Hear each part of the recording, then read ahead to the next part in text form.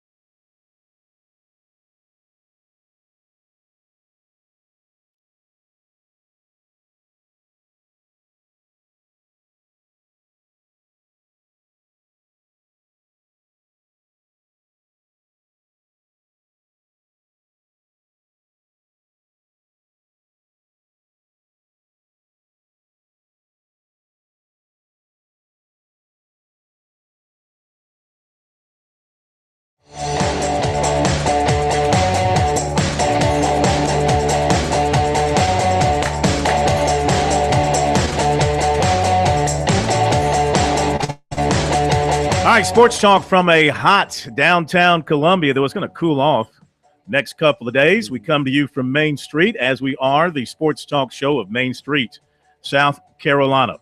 800-956-7266. That's our phone number. We can take your phone calls. Lines are open. Email talkback@sportstalksc.com. As I mentioned, K-Mac is over at USC football practice. We'll hear from some of the Gamecocks once they are made available to the media at the new practice fields right next to the new indoor practice facility that is still being built over there off of Bluff Road. And Mike Morgan's going to join us in the next half hour, talk a little bit about the NCAA tournament and also a little SEC baseball that he is doing. In fact, he'll be calling the Saturday game at Missouri between the Gamecocks and Missouri, which here early in the SEC season will be for the lead, SEC East. Both teams off to perfect starts after this past weekend, winning their 3-game series. I want to remind you to go to our website, sportstalksc.com, if you haven't already. And we thank the hundreds who have jumped on board, and people have piled in to our Bojangles Bracket Buster contest. All you have to do is go to the website, click on the link at the top of the page for the story about the Bracket Buster contest brought to you by Bojangles. Then click on the link to the Bojangles Bracket Buster, and that will take you right to the ESPN page where our bracket is listed. And you can get your bracket in there. You can enter as many as 10 brackets. How many are you going to enter, Pro? Probably just the one. That's all it takes, right? Mm-hmm. Takes just the one. So there's still room for you. And we got some great prizes that you'll have a chance to win, courtesy of Bojangles. And, of course, you know what that means. That means great food to come your way if you're one of the lucky winners. But I see that got several hundred people who've already signed up. You've got until Thursday. You've got until the beginning of the main draw of the tournament. Tonight does not impact. No, it would be Thursday at noon because the first game would be like 12:20 or something like that. You got to be in before that first game tips. So get it done. And, of course, you can compete against the best in the business. That would be your friends here at Sports Talk. Oh, okay. Yeah. Because we've never missed on a tournament pick, have we? And we're generally in the 75, 80 percentile. As I say, I go by the umpire's credo, often wrong, but never in doubt. That's my credo. Yeah. Well, there's many wrong when picking NCAA tournament brackets, and many in doubt. I mean, I sweat over this thing a little bit more than you should because I want to be right. I want to, here I am picking the 14 versus 3 and thinking, okay, can this 14 upset the 3? The 12-5. I mean, those are the 12-5 matchups historically are dangerous for the higher seeded team. The 9-8 games. I mean, how do you pick in the 9-8 games? Those are toss-ups. You just use a dartboard. Yeah. By the way, I think the last count since 2007. 8 years, or is that 9 if you count 2007? At least one 12 seed is upset a 5 in the last 8 years. Mm-hmm. So look for one of those. That's why I say Wofford can take solace in knowing that they got a chance. They have a chance because you never know. See, here are the teams. One of the things I'll say about Mike Krzyzewski's teams, when they're down and it's the last 30 seconds, they don't panic. Wasn't it Lipscomb or somebody had them down in D.C. Some years ago, and they went and pulled it out in the last second? Usually a team that's high, they almost give up the ghost and say, we don't deserve to win. Mm-hmm. And you never know when a team will jump on a higher team and then their knees start to buckle and the crowd turns to the underdog, and that's all it takes. All right, 800-956-7266 is the phone number. And email back at sportstalksc.com. Website is sportstalksc.com. On Twitter at SportsTalkSC, and the Facebook address is Sports Talk Radio Network. Seeing a note here from Chris Clark from Gamecock Central. out covering USC spring football. He writes that he's told that redshirt freshman defensive back Wesley Green is currently suspended from the team and not at practice today. So there's a little note for you coming out of USC football. Wesley Green reportedly suspended. Don't know the reason, and not practicing with the team today. He's a guy that needs to practice. I mean, he's a guy that has got a chance to come in and play. He was redshirted last year, wasn't ready to step in last year. They need him out there practicing and picking up the nuances of John Hoke's new defense and his new approach in the secondary, since John Hoke is running the secondary. K-Mac, and we hear from Gamecock coaches coming up in a little bit. What else? Travell Wharton, former Gamecock offensive lineman, spent many years in the NFL, 11 years, mostly with the Panthers. Josh Kendall has a story that Wharton is talking with USC, working on a deal, is how he put it, that would make him a support staff coaching member with the football team. He cites a source. Steve Fink, USC SID, confirmed that Wharton and the school have been in contact, but added there is nothing official yet. Wharton could not be reached for comment. The Gamecocks have bolstered their coaching support staff this season, naming Grady Brown and Shaq Wilson defensive quality control coaches. And I'm sure Grady doesn't look at it as being named a quality control coach. I think he probably looked at being demoted to a quality control coach Just to make sure way you for sign the John check. Hoke. Yep. And Brian Turk and Scott Spurrier, offensive quality control coaches. So South Carolina playing a little bit of catch up here from the coaching department standpoint, trying to add more people. And, you know, further evidence, however, of how the power football teams in the Power 5 conferences, we're turning the clock back in the other direction. You know, we had that point where college football was out of control in spending, and in, you know, at one time they had over 100 people on scholarship. They reeled that back in, but you had the dormitories, the real fancy dormitories for the football players that were separate from the student body. The NCAA reeled that in, and the NCAA for years tried to create rules to reel in football programs in large part. Now it's going back the other way. We're seeing this out of control spending by everybody across the board, those that can afford it. We're just seeing wild spending, building of new practice facilities, and, you know, anything related to football, to enhance the football program, to impress recruits. Money is no issue to these schools. We're seeing that sort of get out of control. We're seeing where new lodging for the football players is creeping back onto the landscape, where they're going to be somewhat separated from the rest of the student body. And now we're seeing coaching staffs expand in a roundabout way. No, they can still only have 9 full-time assistants, but now we're bringing in all these, quote, quality control coaches, end quote, who have to be paid. Yeah.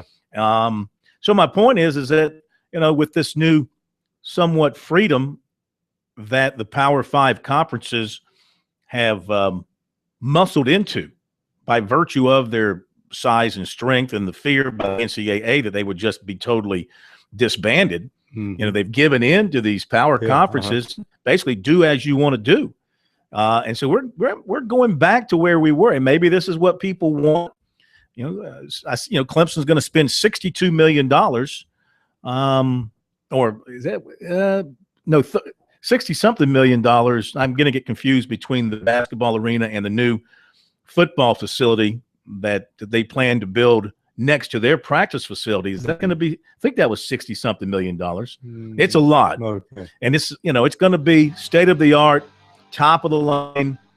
And as Dabo says, it should be there forever. It should be the landmark for Clemson football, which the West Zone was supposed to be only about, 10 years ago. But that wasn't under his regime, so he doesn't count that.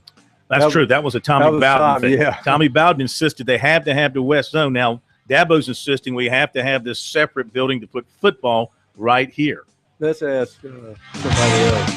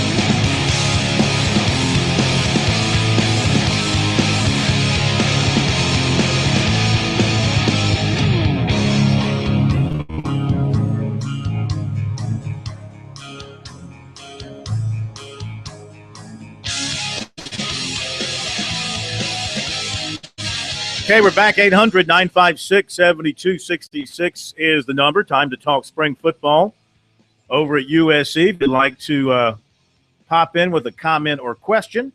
Of course, NCAA basketball talk as well. Also, the women's tournament cranking up later this week. South Carolina at home against Savannah State, who they should probably beat by 100 points if they wanted to. And then they get the well, the last game they played was 111-49. Yeah, that's what I'm saying. If they wanted to beat them by 100 points, they probably could. I mean, I would save some of those points for the second game because Syracuse, if they get by Nebraska, is no slouch. Yeah. And so looking forward to that coming up on Friday afternoon at 5 o'clock is when the USC women are playing. And then the second game for them will be Sunday at 7 o'clock over the Colonial Life Arena. Down in Conway, Coastal Carolina has taken a 1-0 lead on Clemson. And Clemson's batting in the top of the second inning. And it's 1-0 Coastal Carolina. Let's see how the shots scored. A home run. G.K. Young homered to right field on a 1-1 pitch. Clemson is starting Paul Campbell, young pitcher for them. And Coastal Carolina, let's see, their starting pitcher today was a left-hander by the name of Shane Sawchak. Sawczak, Shane Sawchak, I think is how you would pronounce that. So he is starting for Coastal Carolina. Clemson, they have not done well. I'm going to look this up. Been meaning to. They have not done well in the last games. 2-3 years in midweek games. You're right. And it has really come back to haunt them at the end of the season. And they're in a little tough stretch here because they haven't played well since beating South Carolina. What have they done since then? They've lost 2 ACC series, 2 out of 3. They also lost they lost a midweek game to Winthrop after beating South Carolina 2 out of 3. Now they've got this game, tough game. I imagine it's a packed park, mostly with Coastal fans, I would expect. And now after this, they go take on a Virginia Tech team up in Blacksburg, and Virginia Tech, of course, just coming off a weekend in which they swept Virginia. So it tells you they got a little something in the tank. So Tigers need to snap out of this. I'm not saying it at the expense of Coastal. I'm saying it for their own good. They need to snap out of this. And they keep saying, I hear it from their players and I hear it from Jack Leggett. It's time to start playing better baseball this season. Not giving up on the season. A lot of baseball left, et cetera, et cetera. But before you know it, you're going to turn around. You're going to find yourself under 500 overall and under 500 in ACC play. Well, that's why I always have this thing about coaches having the fear that when you climb a so-called proverbial mountain, you want to exhale. And when they finally beat South Carolina series, they exhale when they should have been cranking up and say, hey, let's get fired up and continue this winning. I think they exhale. We'll be right back. More sports talk coming up.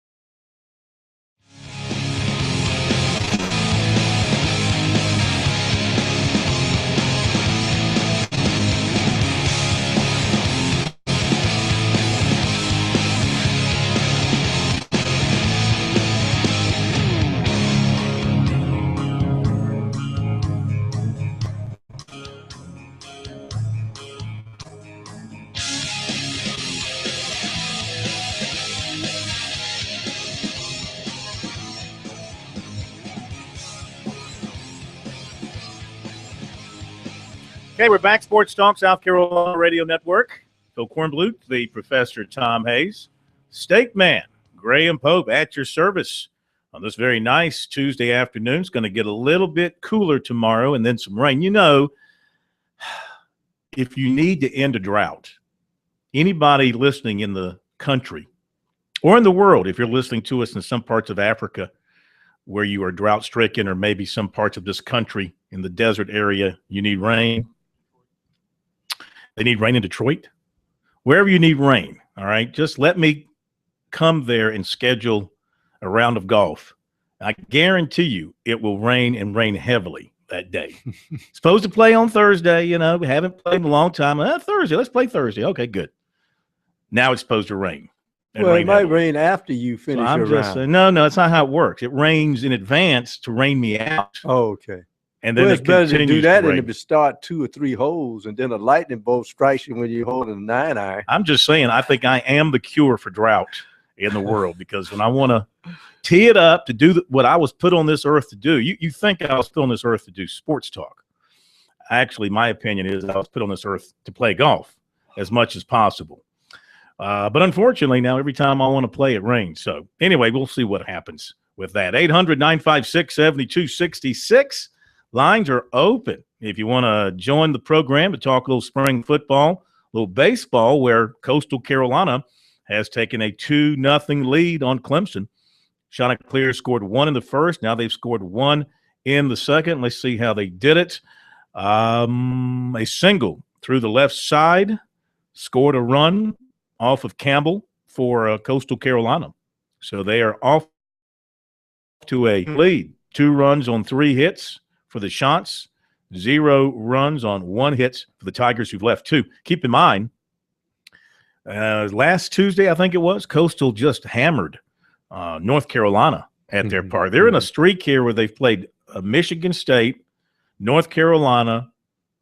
Now they're playing Clemson, and they play South Carolina next Tuesday. Remember, we gave away a package going back to our Baseball at the Beach week. We gave away a package, a couple of tickets for these 4 games, and a really attractive 4-game package that Coastal Carolina was able to put together in conjunction with their new stadium opening up, which is a very nice stadium on their campus. Well, you know, Coastal is, again, one of those teams that they want to send the committee as many early messages as possible. And let's face it, it does work, because people got to realize what it was. South Carolina's first run to the College World Series, they had to go to Coastal. Coastal didn't come here. That's right. They had to go there. So they have hosted before, and you know they're going to say, look at this fabulous new palace we have. Don't tell us we can't host. So they're going to try to knock off every big dog that comes in front of them before they jump heavy in the conference play. If you want to watch that game, by the way, while you're listening to us,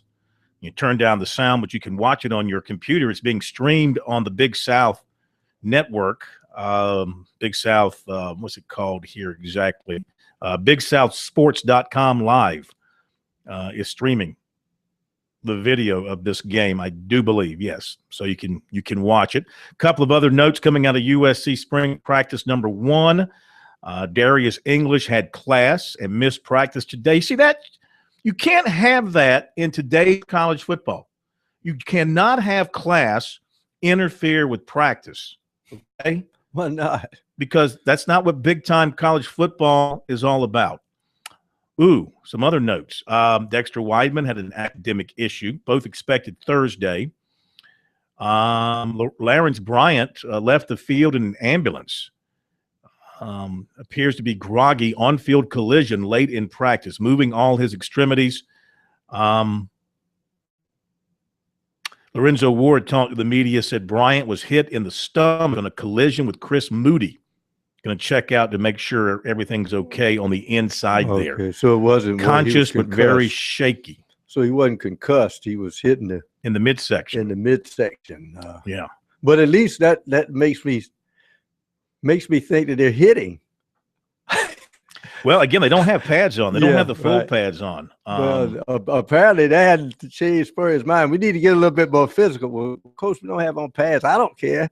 Now, this was late in practice, too. So, all right, those are the most recent notes. Brendan Nosovich did take snaps at quarterback fourth on the depth chart. USC baseball, as I mentioned, Max Schrock out of the lineup. Connor Bright will be in right field. Elliot Caldwell will go back to left field tonight because of the illness with Max Schrock, which is too bad because it's going well for him offensively. The last thing he wants to be is out of the ball game because of an illness. They've had a little something going through the team. Thought the other day they had some players dealing with some issues, some health issues as well. That's why when the weather changes like it has, when it gets cold or warm very quickly, that's when you really got to watch your team. And I know families watch their youngsters because, the body reacts violently. It's based on one temperature, and then suddenly it changes. Then you walk into a building, they've changed from heat to air conditioning. It's just liable to just create germs all over the place. And we see a lot of people get sick this time of year. Corn, when you talk about spring practice, I think about a magician. What is a magician's job? Is to get the people he's entertaining to look one way so he could perform the trick in another direction. You okay? See, I'm of the feeling that when I look at the personnel coming in, John Hoke hired, I really don't see any problems with the defense. I think fans, if they have to worry about it, they better be worried about the quarterback and the receiving core. I know everybody talks about, man, that defense was just terrible last year. Yeah, but don't let your eye keep staying on that defense when you watch out when you got an inexperienced quarterback crew and wide receivers that have to help out Pharaoh Cooper. I mean, that to me is the big question mark why everybody's looking at the defense. Well, look, they've got plenty of questions throughout their two deep on offense and defense. And you really can't take your eye off anything. Defensively, I think they're going to be better simply because they had to play so many young guys last year. I see them being an improved team simply because of experience and being older. Plus, players they added to the team are older. They've got guys now wearing beards. As I like to say when I was talking to people after signing day and I was going around talking to various organizations about signing day, the Gamecocks have some defensive players with beards and butts. And that's what you're looking for. You're looking, especially on the defensive line. You love to see what's wrong, State Man? You're making a face. You love the whole beards and butts thing. Well, let me explain what I'm talking about. Well, the NFL calls it the bubble. Well, no, here's the thing. You ask coaches if a player has got a full-grown beard, he's a full-grown man. All right, he's not some teenager putting on a pimple medication. Okay, he's a full-grown man. That means his hormones have all kicked in big time, and he's an older guy. And the butts part is you want defensive linemen to have big rear ends because that gives them leverage in the down in the line of scrimmage, and it gives them power. So beards and butts, I think, is what you look for on defensive linemen and offensive linemen. You love to see the same thing. That just shows age and maturity. So what I'm getting at is here when you look at what South Carolina added in Marquavius Lewis, older guy. I mean, older than even normal junior college because he stayed out a year. Right. Went home, went back, spent 2 years in junior. Older guy, already in his early 20s. All right. Dexter Weidman, year older because he spent a year at Camden Military, older than your normal first-year guy. All right. You add in the other junior college players and then the experienced guys who had to go through it and learn under fire last year. I just think naturally they're going to be a better defense, better players. The acquisitions make them better, but the age improves them and the experience improves them as well on defense. So see if that carries over, but I would expect that they will be much improved on the defensive side. Mike Morgan coming up in a moment.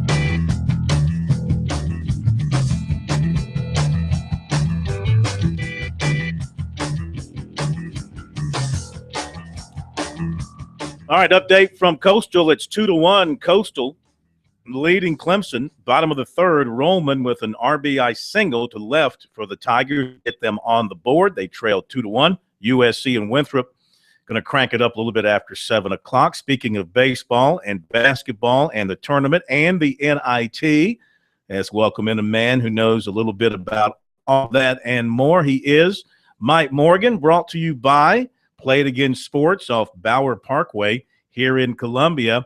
And it's NIT action for you tonight, huh? You're out at Texas A&M? Yeah, I am an NIT veteran. Yes. I think I'm the only living announcer to call back-to-back championships. So needless to say, I feel right at home here. I put you right up there with Dave Odom when it comes to NIT experience. That's right.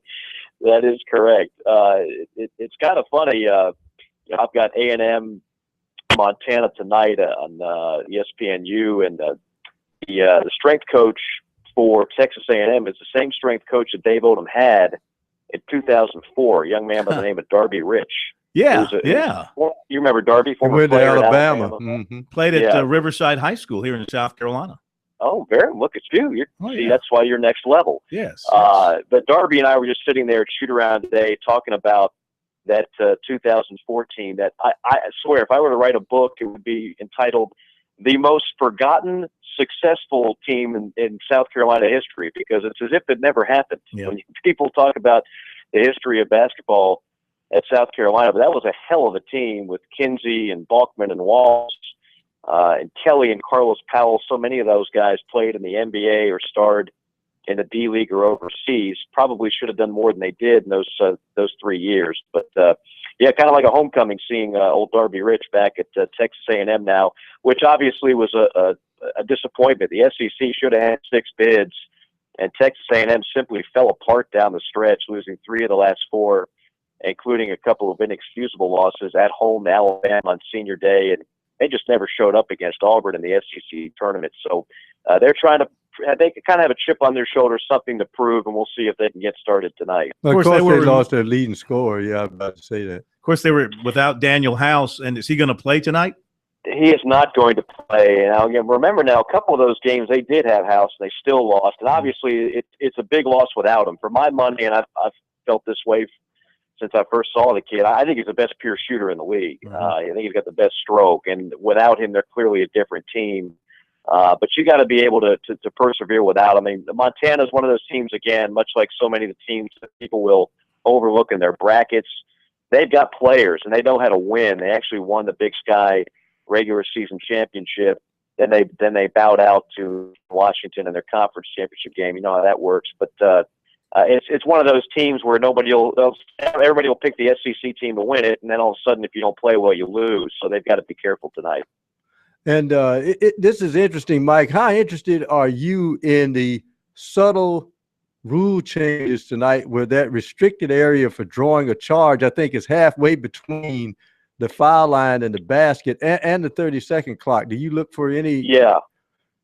That's a good question, Pro. It goes from 3 feet to 4 feet, which is what they have in the NBA. To me, this should have been done initially. Sometimes college basketball is just stubborn for the sake of being stubborn.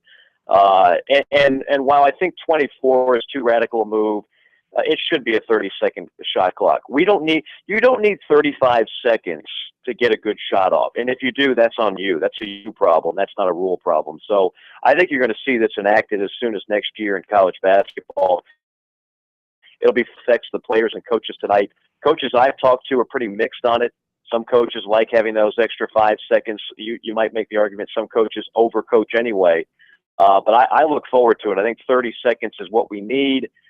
We need more scoring in college basketball, and at bare minimum, we'll get more shots off with the new clock. All right, 30 seconds. You've got baseball this weekend, SEC work, and you've got South Carolina, Missouri. Yeah, looking forward to that as well. South Carolina coming off a 3-game sweep against Kentucky, got some timely hitting in that one. Missouri is more improved. Missouri pulled off a stunning sweep in Athens, so maybe they're better than we gave them credit for. I think what's interesting in college baseball right now, strikeouts are way up. So even though home runs are up, the offense has been pretty steady because pitchers love the new baseball as well. They can do more with it, many more strikeouts. We might have the most strikeouts since we've had the aluminum bat back in 1974 when it made its debut. All right, Mike, look for your stuff tonight with Texas A&M and Montana in the NIT. And, of course, this weekend, USC and Missouri baseball on the SEC Network. Mike Morgan with us here, and he'll be back with us regularly, nightly, with our Braves report. When that cranks up in just a couple of more weeks as the Braves wind things down in spring training. And we'll be back with recruiting here on Sports Talk in just a moment.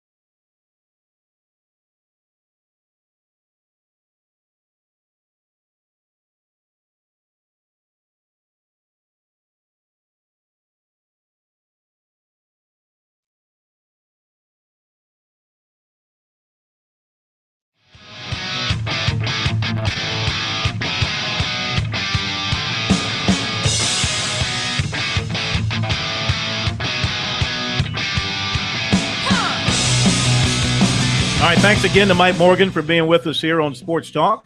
K-Mac is back, and we'll hear from him in a moment with the word from USC practice. A couple of recruiting notes for you.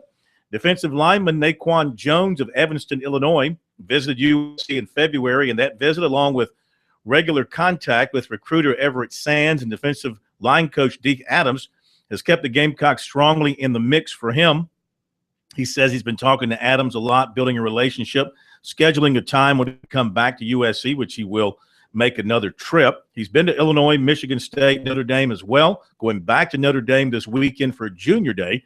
He said Michigan State, Illinois, Ohio State, and Eastern Michigan are other schools that made him feel very comfortable on visits. From the schools showing him the strongest interest at this point, Jones has a top 10: USC, Ohio State, Michigan, Wisconsin, Penn State, Kentucky, Pittsburgh, Illinois, Iowa, but says that's not a permanent list. And USC has offered Josh Brown, linebacker from Charlotte, who currently is a Florida State commitment, and he plans to take a visit to South Carolina this spring. He's also going to go to Alabama and Virginia Tech in early April. He might visit Vanderbilt as well. Right now, though, committed to Florida State. All right, there you go with some recruiting notes, which you can check it out all the time on our website, sportstalksc.com. And, of course, on Twitter, use the hashtag #STRecruiting. All right, K-Mac is with us now. First spring practice for USC is over, and I felt going in that coming out of this practice, we'd hear that they're bigger, stronger, faster, more dedicated, more enthused. All their problems are solved. Exactly. I mean, In fact, I was waiting for that them to like cancel the rest of spring practice and be like, good, we'll talk to you guys before the North Carolina game. I predicted that they won't allow a touchdown this year under John Hoke. Might not. Yeah, it was interesting to see John Hoke out there. In fact, as we were waiting for, it was a defensive day, so defensive coaches were coming, and Whammy was heading out, and they told him, no, go talk to the media. He said, what? You're supposed to be talking to John Hope. That's what he said. Not my problem, huh? That's what he's thinking. Yes, it's still your problem. He did talk to the media. Hope did too. I wasn't in the Hope gaggle. I was over there with the head ball coach who did say what you said, that they don't have a bunch of guys out there that think they're better than they are after last year, and they have a lot of new guys. So he liked the enthusiasm out there. Biggest news on an injury standpoint, Lorenz Bryant had a collision out there. They had to take him off in the ambulance, but they're hoping it's only a precautionary thing with him. And Wesley Green wasn't out there, and Dexter Wyman weren't out there. Steve Spurrier said, if you don't go to class, you don't practice around there. So not a good move. Two guys not a good move. Expected back on Thursday, assuming they find their way to class between now and Thursday. All right, so we'll hear from Spurrier coming up.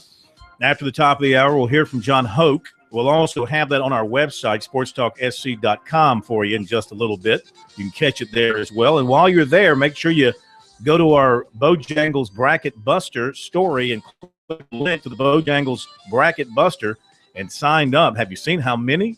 Several hundred people have signed up already. It's growing. Keep it coming. You got until about noon on Thursday to get it done. All right, top of the hour. We'll be back.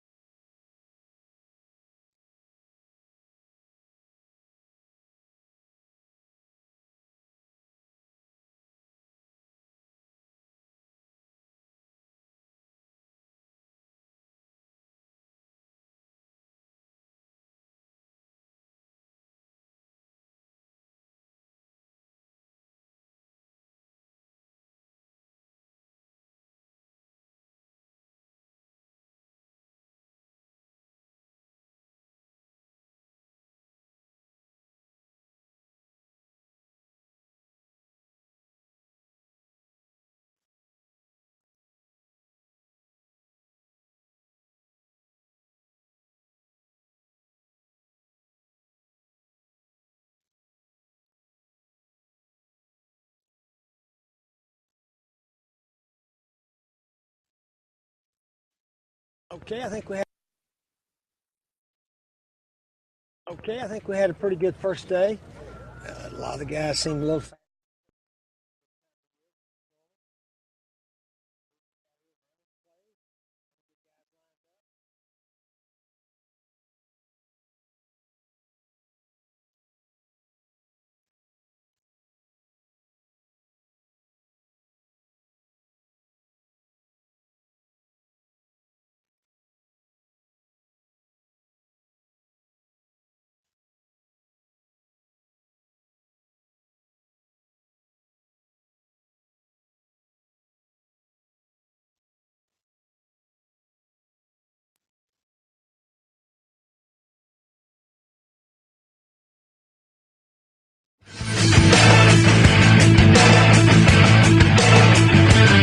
Live from Columbia, this is Sports Talk on the South Carolina Radio Network. Be a part of tonight's show. Call us at 800-956-7266 or email talkback@sportstalksc.com.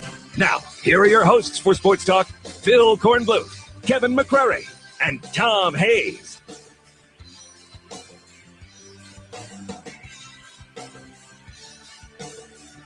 We are back, Sports Talk, on a Tuesday night. Good to have you with us wherever you are dialed in around the great state of South Carolina.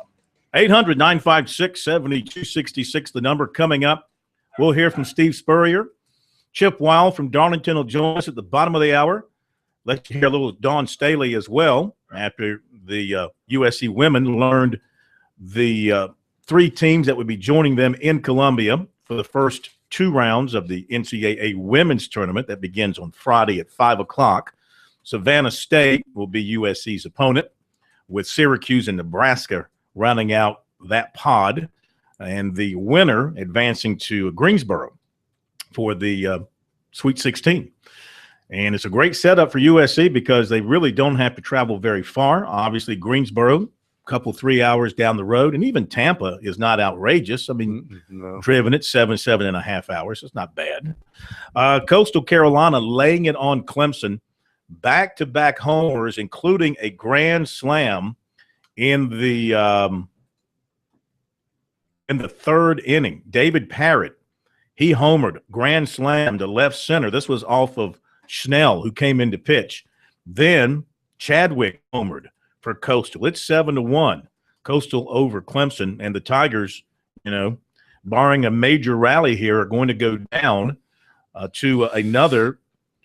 I don't want to diminish Coastal Carolina because they're a major program, but they're from a mid-major league. But I mean, last year Clemson got hammered by Western Carolina and lost. They beat Coastal last year, but they've just had a propensity for losing these midweek games. And then when you add those to the ones they're losing on the weekend, it makes for a bad record. Yeah. Makes for a less than 40-win season, which is what they're going through. It's hard to imagine what happened to them. They had the big win over South Carolina. They peeled that monkey off their back, and they looked good doing it. It wasn't fluky. They dominated the Gamecocks on Friday. It was a competitive game on Saturday, and then they dominated them again on the Monday rainout game. But they've dropped. This will be 6 of 8 after they lose this one. If they lose this one, you never know. Baseball's a funny game. And meanwhile, South Carolina has reeled off 10 straight wins. It's still early, but it's getting later now, and you're in conference play. They're digging a hole there. They've dropped their first 2 conference series at this stage, and now they have to go to Blacksburg and play Virginia Tech, who just swept Virginia. I'm seeing a little note here. Did Spurrier say he's going to leave the Saturday scrimmages open to the public? Yeah. He said that they're closing down more practices because everybody else is closing them down, and they're definitely Steve, let me just send this out to you, Steve. Steve, look, you don't have to follow the group. Do your own thing. Well, he's still opening up the scrimmages, and he said that most of the media guys tell him that they don't want it open anyway, so they don't have to stand around all day and watch them practice. So he's looking out for us. Yeah. Nice of him. Appreciate that. Winthrop and USC underway at Carolina Stadium. They're scoreless with 2 outs in the top of the first. Back with Spurrier in a moment.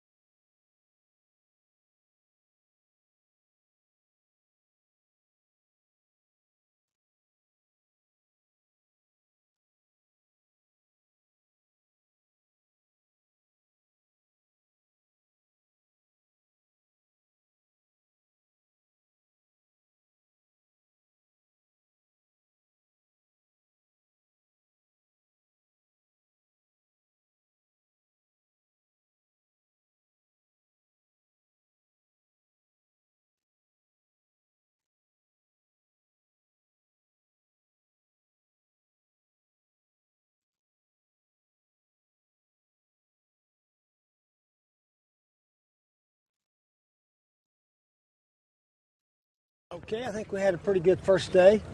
A lot of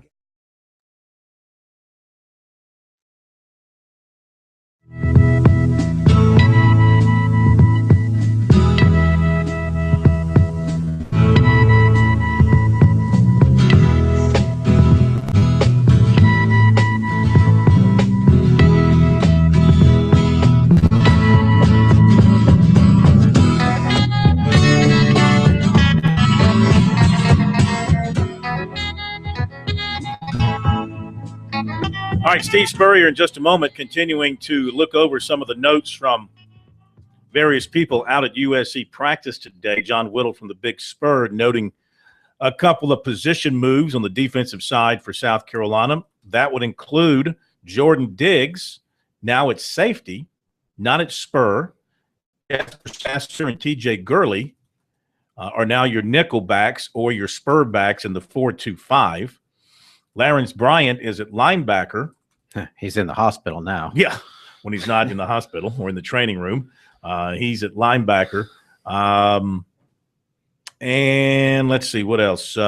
Bryson Allen Williams working at weak side linebacker. Yeah, we talked to him. He's back at linebacker and happy to be back. Yeah. And he's a little bigger. He's about 240 now. He said he wants to play at 235, but he looks bigger. Because he should, I suppose. He's a year older. Just a couple of, like we said when you weren't here. I mean, they're going to be better because they're older, more mature as a group, and more experienced across the board. Having gone through the ups and downs of a tough season last year, you shouldn't see some of the same fundamental mistakes being made. And it sounds to me like, K-Mac, this first practice out of the gate, that it's faster paced. Now, they don't have the full pads on yet, but sounds like they were getting after it. Pretty physical out there. And this is something Spurrier said after the season in talking with the media a couple of times. He said they were going to practice differently this time around. It was going to be a faster paced type of practice.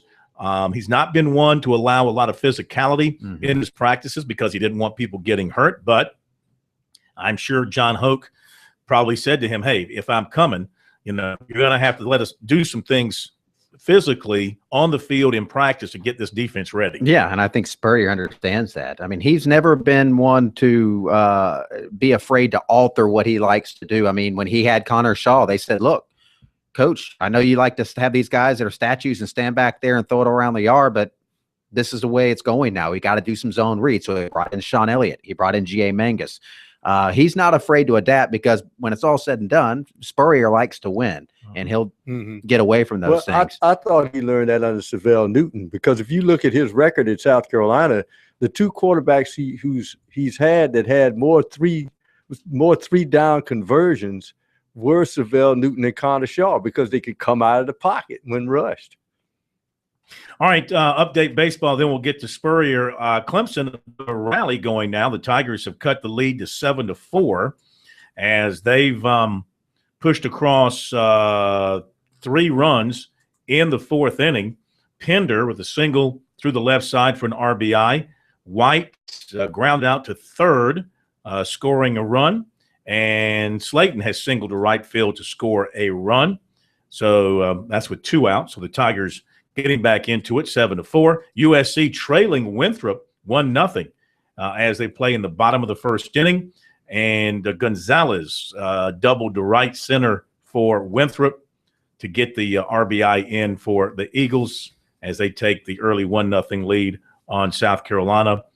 Let's see here. That would be, I'm going to give him a first name here. Don't know the Eagles one by one. Roger Gonzalez with the RBI single for Winthrop. All right. Are we ready for Spurrier? Is that what you're telling me? Okay. K-Mac, why don't you lead us into the Spurrier comments? Yeah, Steve Spurrier. It's like you were a parrot earlier when you were talking about what the head ball coach would say about how his team looked coming out of their first practice. Faster, with a little more pep in their step. Okay, I think we had a pretty good first day. A lot of the guys seemed a little faster and quicker this time of year, which is normal. But we were just out here running plays and trying to get guys lined up. We got a lot of new players, as we all know. They showed a lot of hustle, effort. So it was a pretty good day. I think Connor Mitch threw the ball around pretty well. He and Perry Orth, and they all did. They all did well. Receivers ran around, caught most of them, dropped a few. But we were just practicing today, and hopefully we'll have another good one Thursday, Friday, Saturday this week. The newness of the fields and obviously. Oh, this field's beautiful. Yeah, excellent turf, grass. They've done a fantastic job getting these two fields ready. They should hold up from here on out. What's your expectations on where Debo Samuel kind of fits into the mix? I think Debo's lining up with the first group right now. Pharaoh Cooper's really the only receiver that's played quite a bit. So it'll be a lot of new faces at wide receiver. So, Debo did okay out there. We had a few drops. Tight ends, Casey Crosby runs around well. He and Jarrell. And August is out there running around. So defense looked fast. They only played one coverage today. That's why we had so many guys open on that little drag route that we throw a bunch of times today. But the defense did fine. Lorenz Bryant sort of ran into his own teammate, got hit in the stomach. They had to take him in, and they're going to look him over real well right now. Hopefully he'll be okay, though. Steve, was Wesley Green out here today? No, Wesley was not out here, and Dexter Weidman was not out here. When you miss class around here, they don't let you practice. So they got an academic woe. And I guess I'm supposed to say violation of team rule. That sounds better. But you got to go to class. We enforce going to class, and they've missed too many. So that's why they're not out here practicing. They should be out the next time. Dexter should be out here the next time. You've closed to practices. The weight room guys said they're going to keep their results close to the vest. Is that a change of philosophy? Well, that's what everybody does, Josh. We open up all the time, and sometimes I wonder why we do it and nobody else does, Right. And most of the time when we close, the media people say, "I'm glad you closed. I don't have to come out there and watch you guys all day." Oh yeah, I'm not complaining. I'm just asking. Yeah. We're not really, but when we scrimmage, we're going to open that up. So the fans, if they want to see the guys play a little bit, see the young guys, that's probably more fun than practices. So the Saturday scrimmages we plan to open up. Right. Steve Whammy said that Coach Oak has kind of fit in really well here on the defensive side of the ball so far. Is that what you've seen as well? Well, he fits in everywhere he goes because he's a good person, good guy, and he's been around a lot of really sharp coaches, and I think he's a sharp coach, and he's got a lot of work to do. He'll tell you that. We all have a lot of work to do. This is a new team. Every team's different from the others, as we know. This was our first practice of the 2015 team. So we got a lot of work to do. Yeah, we're by a long way not a finished product by any means. A lot of practicing, but we got time. We got 14 more of these, and we got a couple of summer sessions the guys get here and run around. So attitude was excellent. Attitude's been very good. These young quarterbacks, they want to play. Hunter Mitch is, I think, tremendously improved from when he first got here. He seems to have a little bit more confidence and knows what to do now. And I think he's ready to take some giant steps. Perry Orth throws a beautiful pass. Skarnecki knows what to do pretty well too. We had Nosovich back at quarterback. He's good running the ball, and he actually threw the ball a lot better today. So we're just going to let him play and not worry about trying to teach him the fundamentals of passing. I think he's a guy that you just, throw it like you always do, and don't worry if it spirals or not. Just get the ball there.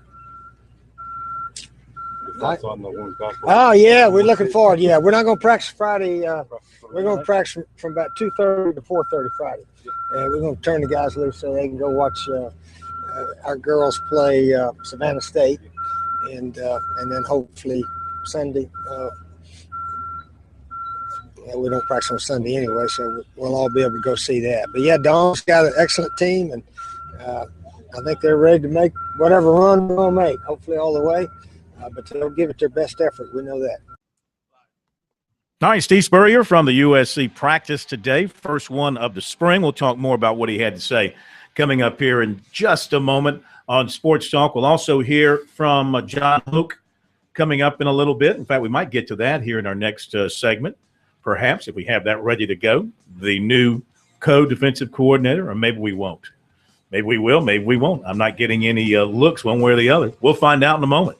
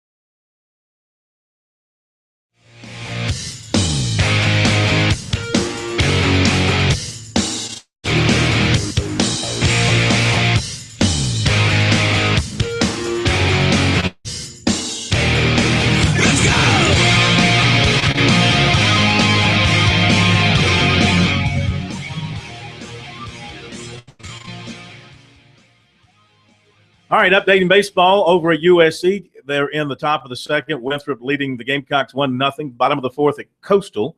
Coastal leading Clemson 7-4. Tigers battling back in this one with a 3-run fourth inning after falling behind 7-1. Now came back to Steve Spurrier and what you saw out on the practice field today and some of the things that he had to say. And towards the end there, he talked about Nosovich and he talked about Connor Mitch, and it sounded like he is upbeat about the quarterback situation. He feels like Connor Mitch will be fine at quarterback, will be an improved player. And as he said, just leave Brendan Nosovich alone and let him throw the ball the way he's always thrown it. Don't try and remake him at this stage. I mean, I don't know what Brendan Nosovich's role is going to be, if anything. Is he getting a fair look? Oh, they're giving them all reps out there. Connor Mitch is, they're all getting reps out there, but I think Nosovich would be certainly behind Mitch, Nosovich. Mitch, Orth, and Skarnecki at this point. Skarnecki. Yeah. I like to call Spurrier calls him Skarnecki. That's more fun to say. I think it's unfair what's happened with Connor Mitch in terms of everybody assuming that he can't play just because they haven't seen him much.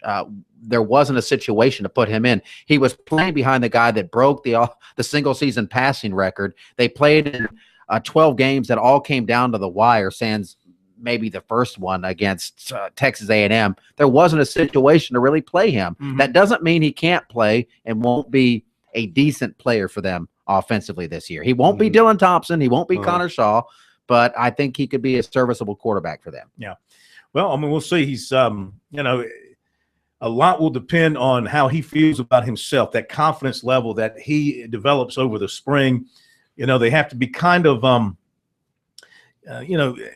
they want to be somewhat careful with him and not have him looking over his shoulder, where if he makes a mistake on the field, he thinks he's going to be pulled for one of the other quarterbacks.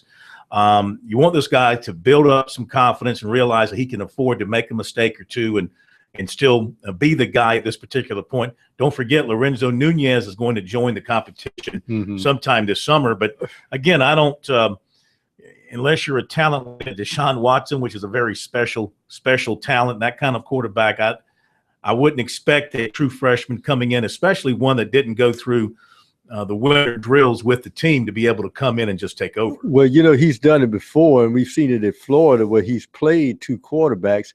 As you said, it's a delicate balance there. I can see a case where a Connor Mitch, and let's say for the sake of argument that Nosovich stays with the team, because many people are saying, well, if he doesn't get a shot, he's going to transfer after spring practice. Let's say that he does get a shot and they redshirt the freshman.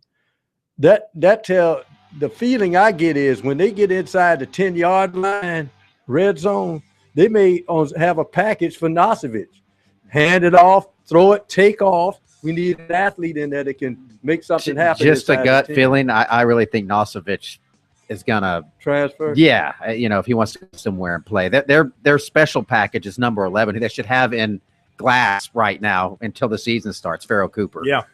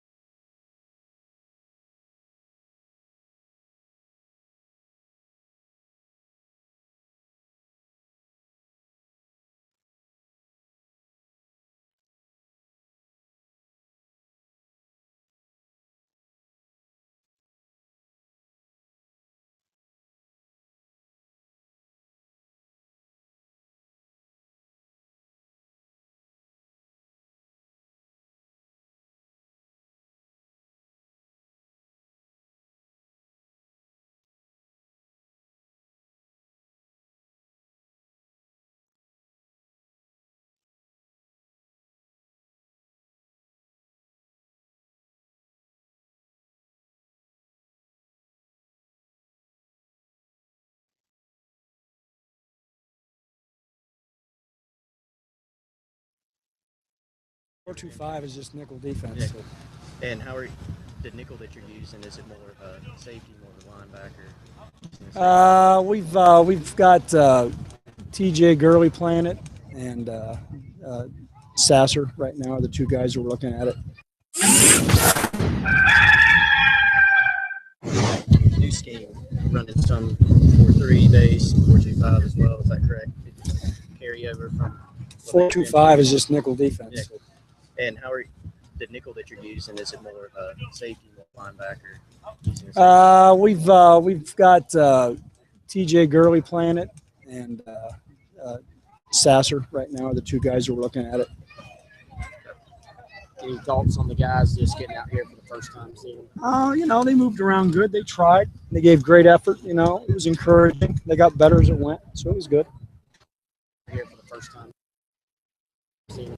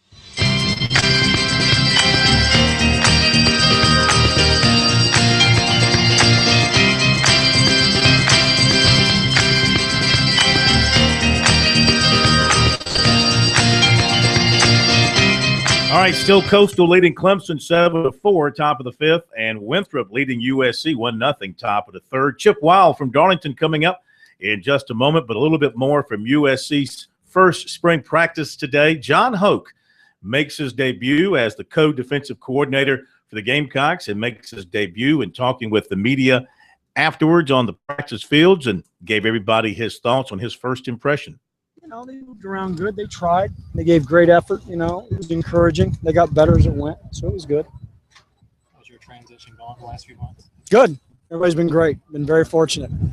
Coach has put together a great staff and got a lot of good players here, and a lot of good people, so it's been an easy transition. Do you have butterflies on there like today, or is it just business as usual? Just coaching football, just teaching the game of football. It's exciting to see the new players and those type of things, but you're always excited to teach the game of football.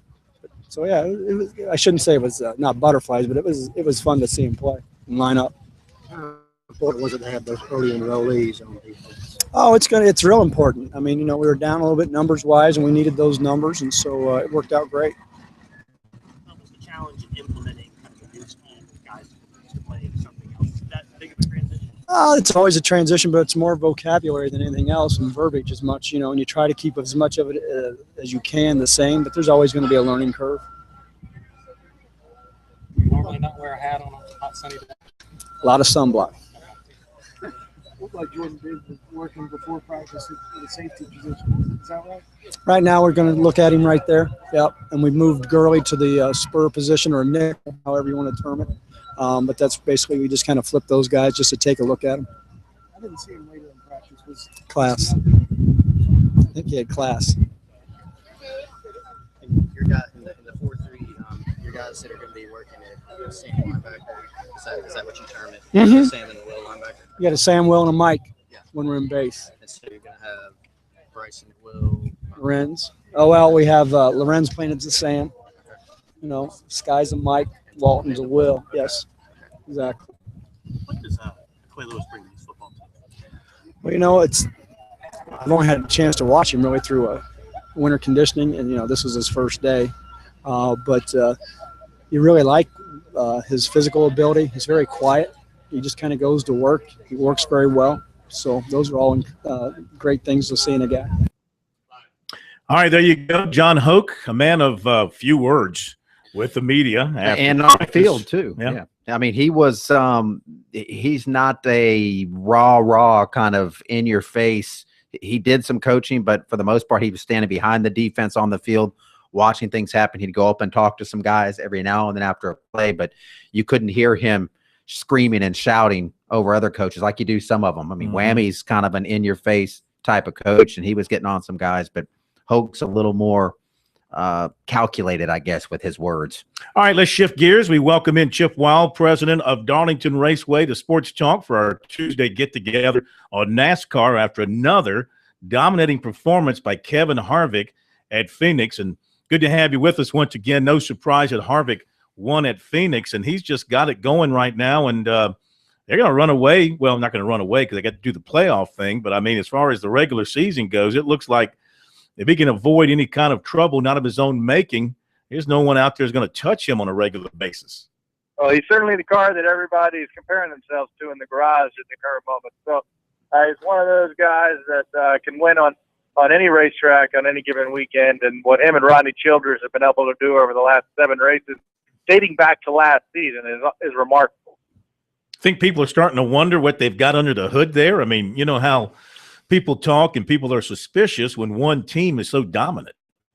Yeah, but if you look at the other cars in the Stewart-Haas Racing stable, the 41 was pretty strong this last weekend, but the other 2 cars are, I wouldn't say they're on the top of their game. Tony Stewart and Danica Patrick both have had their struggles in the first 4 races. So, they get the same motor that the rest of the Hendrick Motorsports teams do, and they've just been able to really work and massage their car to get it fast.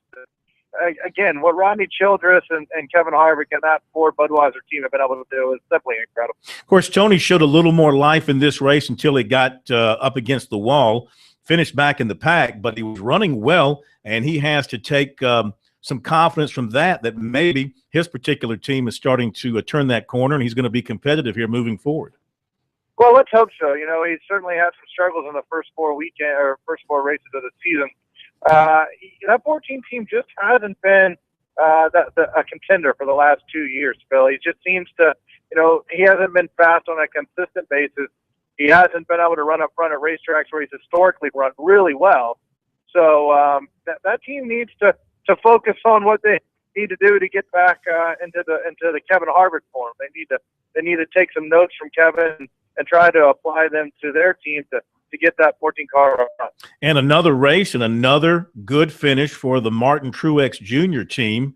And, so far this season, they've hung in there and does not look like they're going to go away. They look like they're going to be a factor and at least points-wise going to be in good shape for the playoff and maybe eventually will win a race and get a spot. Well, Martin Truex Jr. is one of the guys that everybody in the garage just really likes. I don't really know, but his girlfriend, longtime girlfriend, is battling ovarian cancer, and it's a neat story. They're a great couple, and we all want great things for Martin. He obviously has won 2 Busch Series championships, and has had some good opportunities in Cup, but seems to be that every time he gets kind of on top of his game with a team, something bad happens. It happened to DEI, happened at Michael Waltrip Racing. Let's hope that this year he can turn a corner, win a couple of races, and be a contender, because nobody would like to see that more than me. Where did Jamie McMurray come from at Phoenix to finish second? And, it gives you some indication of how strong Harvick's car was, the way he passed him on the outside to retake the lead on that last restart. But kudos to Jamie McMurray for a very strong finish. And I tell you, Earnhardt Ganassi Racing has been strong this year.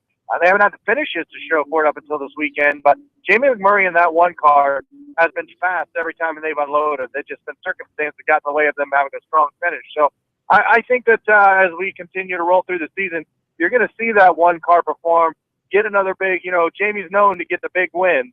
So we'll see if he can capture another victory and get into the chase as we move forward. All right, what you guys got going on at Darlington at this time of the year with the racing on the West Coast? And, of course, we're still a long ways away from your big day, your big weekend, but I'm sure you got a lot of activity going on at the track trying to get things in order and ready for when the cars start rolling your way. And do you have any practice sessions coming your way?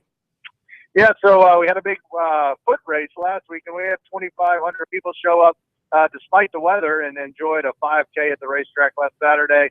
We do have a test scheduled, NASCAR sanctioned test scheduled in June. It's June 7th through the 9th. We're going to open up the grandstands. But a lot of exciting things between now and then. We announced we're going to have 3 free movie nights, again, like we did last year. And we're going to have our big 4th of July festival. So for more information on that, go to darlingtonraceway.com. Mm-hmm. And ticket sales are still going well, as I'm sure it'll pick up as the summer moves on, but you're off to a pretty decent start. Yes, sir. Off to a great start. In fact, we're off to such a great start that I'm going on vacation today. Actually, I'm taking my wife and children. We're driving to Raleigh tonight. We're getting on Margo and Sochi. So we're going to take a couple of days off and enjoy the family and then get back at it early Monday morning. I thought you were going to go on vacation and say you're going to Fontana to watch the race this weekend. Well, that wouldn't be much of a vacation for me, and I don't think my wife would love if I took her to a racetrack. We have our twin 4-year-old boys. They've never been out west and have never seen the real snow, so they're in for a treat this week. Well, be safe. Don't break any limbs on the slopes there. Come back in one solid piece. Yes, sir, and we'll talk next Tuesday. You got it. Appreciate it very much. Chip Wild, president of Darlington Raceway. And, gosh, it seems like forever before we'll get to racing at Darlington. Labor Day, of course, we're used to Labor Day, but we've been away from Labor Day here for many years. Used to getting ready for the race. Typically, it'd be a few weeks away from now, be April. Or Mother's Day weekend, that's right. April and Mother's Day weekend. Well, that's skiing. He loves speed of any kind, does he not? I look at people on skis and I say, look, good Lord didn't mean for knees to bend that way. Yeah. I can't get on them. I'm sorry. Yeah, I'm with you. I have no interest in going down a slope very fast and not being able to stop in a hurry. We've got Don Staley coming up.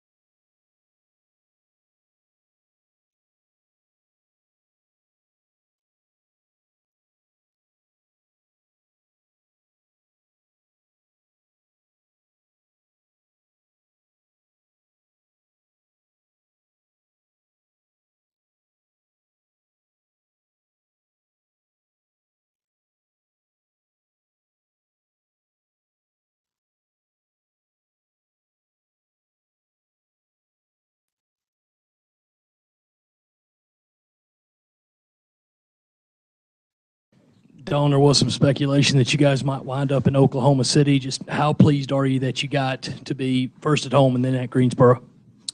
Pretty pleased, especially, I know they'll take care of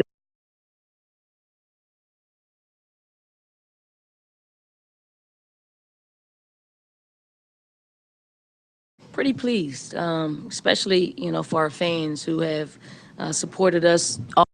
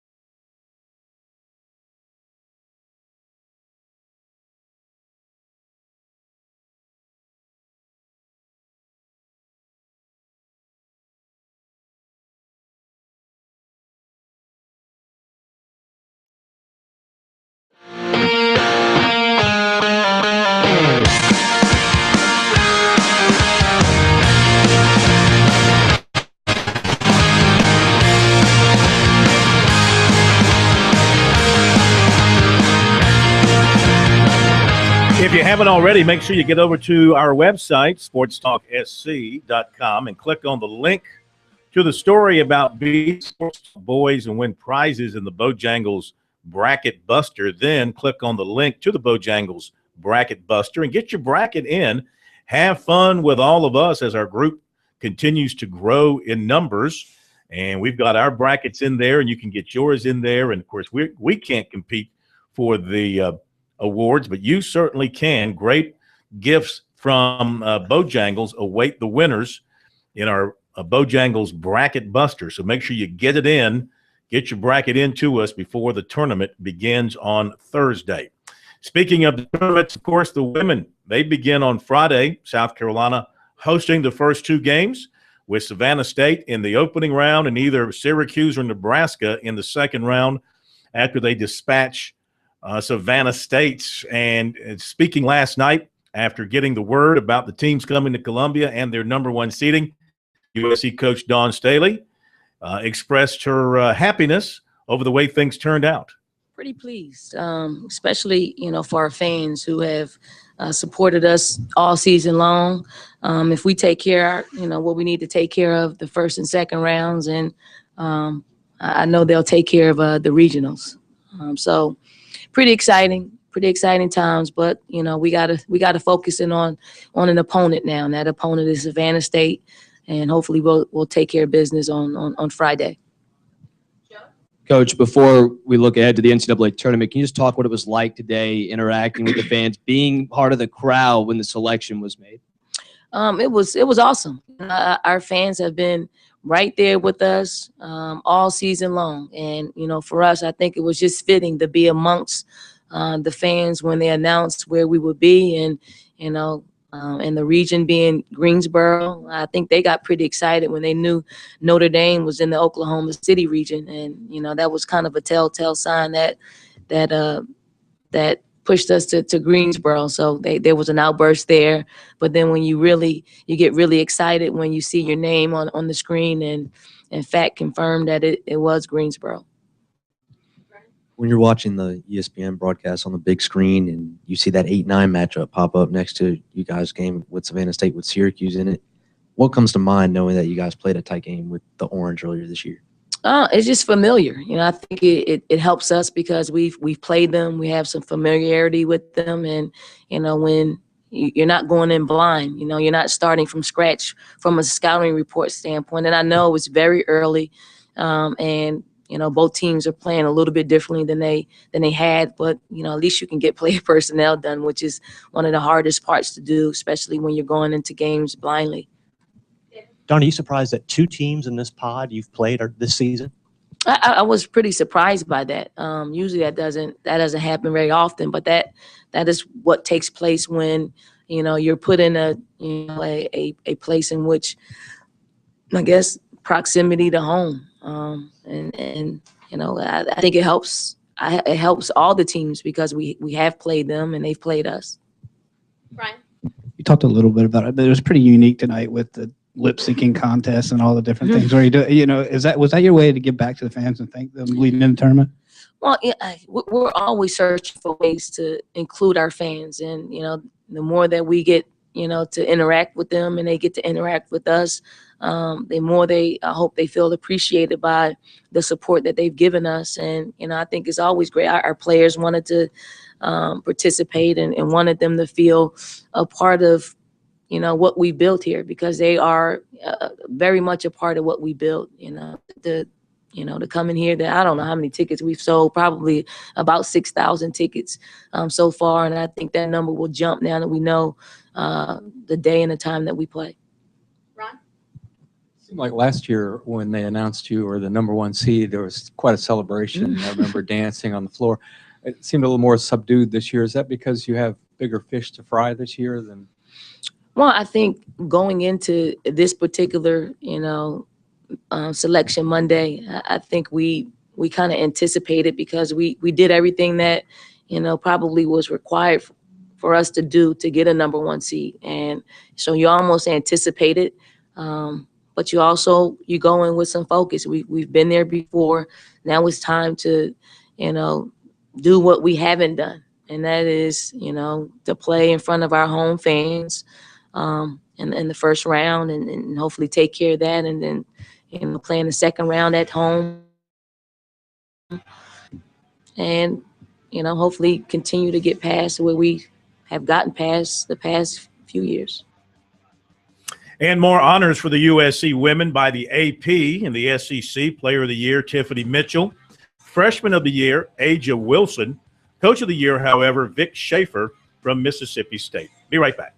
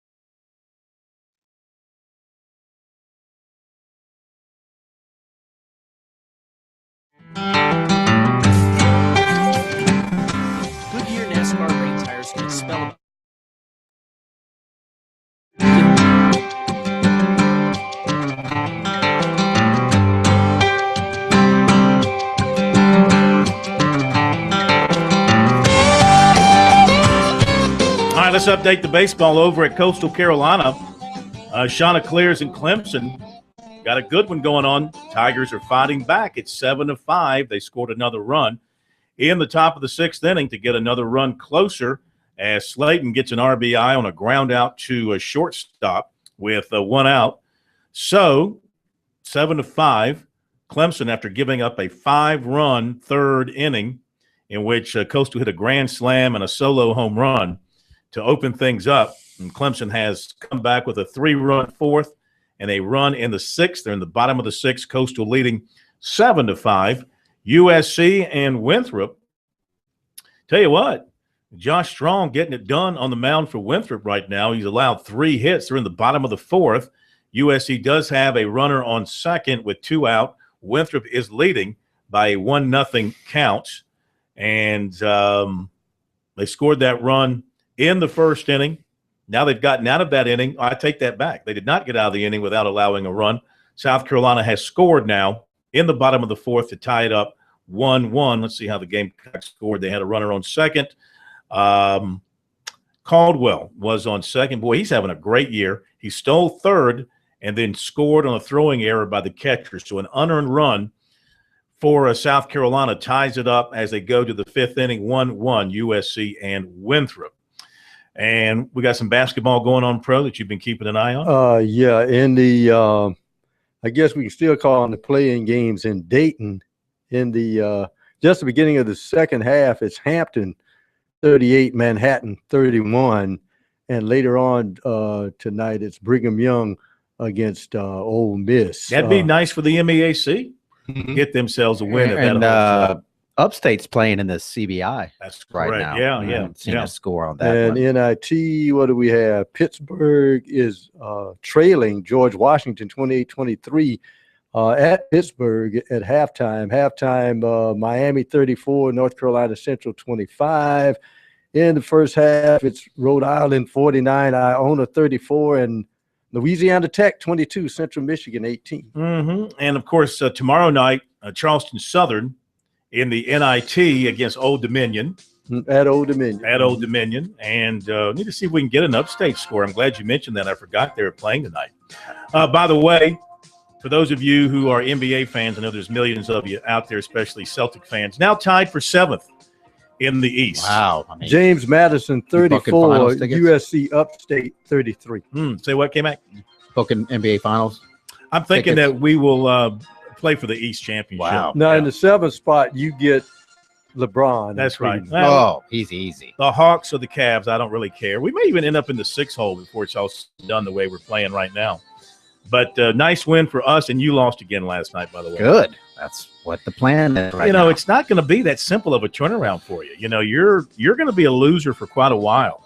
You got Kobe and all that salary. I don't know. You get the forward from Kentucky healthy, get a big center Julius out Randle. of it.